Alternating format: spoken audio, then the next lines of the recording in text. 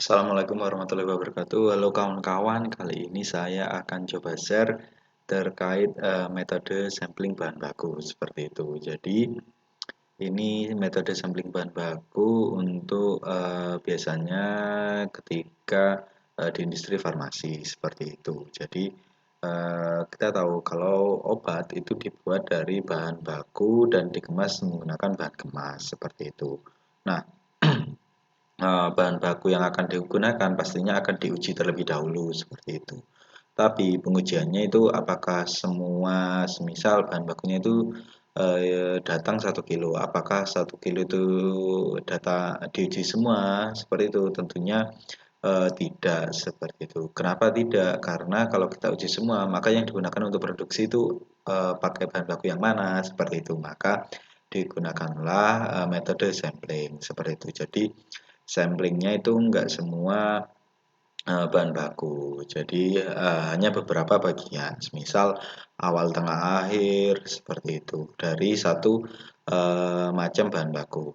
Nah, ketika bahan bakunya itu datang dari beberapa bungkus atau beberapa sak, semisal dalam pembuatan obat tablet terdapat bahan baku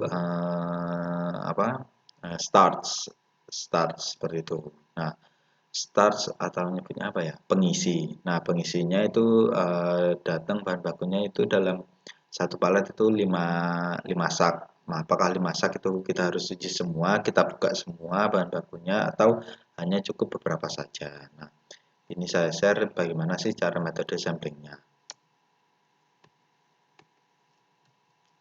Nah, menurut WHO, metode sampling menurut WHO TRS 929, WHO Guidelines for Sampling of Pharmaceutical Products and Material. Jadi itu menggunakan beberapa pola. Ada pola N, pola P, dan pola R. Nah, penggunaan beberapa pola ini tentunya memiliki persyaratan atau kondisi. Nah, ketika kita akan menggunakan sampling dengan N-plan atau pola N, yang pertama yang perlu diperhatikan yaitu sampel digunakan bila material seragam. Supplier telah dikenali, sudah sering memasok, terkualifikasi, dan terpercaya. Sampel dapat dilakukan pada bagian manapun dari kontainer. Nah, rumusnya dengan N sama dengan akar N plus 1, seperti itu. Jadi, kita dapat menggunakan pola N ini ketika sampelnya itu semua sampelnya itu sama, satu macam, seperti itu. Terus, kemudian suppliernya sudah terkualifikasi. Nah, biasanya kita menentukan sudah terkualifikasi atau enggak, biasanya dari industri itu melakukan audit eksternal kepada supplier, seperti itu. Jadi menggunakan rumus akar N plus 1. Semisal jumlahnya itu 5.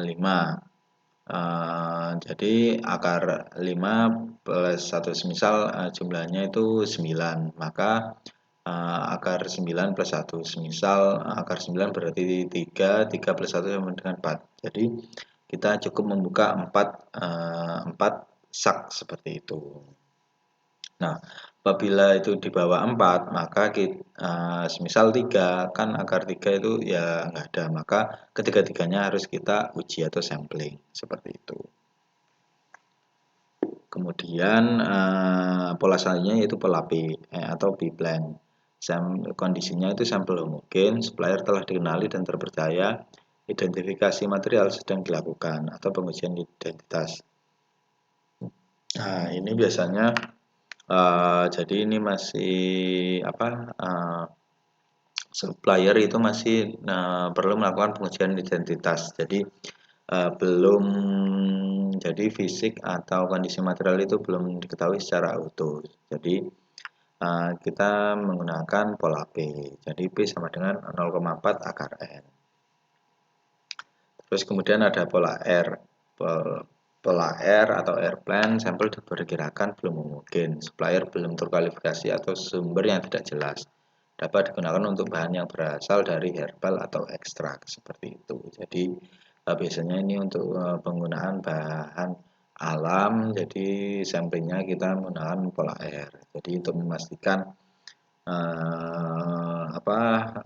kondisi bahan bakunya itu sesuai dengan spesifikasi industri yang diinginkan, seperti itu. Jadi rumusnya itu sama dengan 0,15 akar N. Jadi yang menggunakan sampel paling banyak itu pola R, seperti itu. Oke, sekian dulu pembahasan kali ini.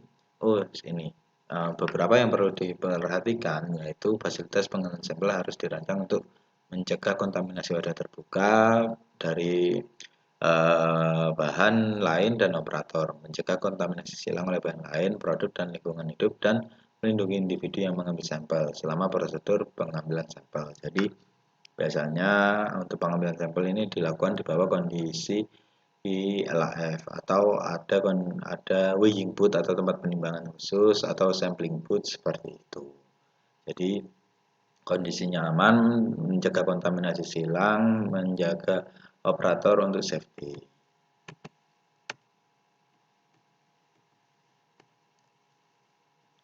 Oke, sekian dulu pembahasan kali ini. Semoga bermanfaat. Kalau ada yang mau ditanyakan, langsung saja tulis di kolom komentar. Terima kasih. Wassalamualaikum warahmatullahi wabarakatuh.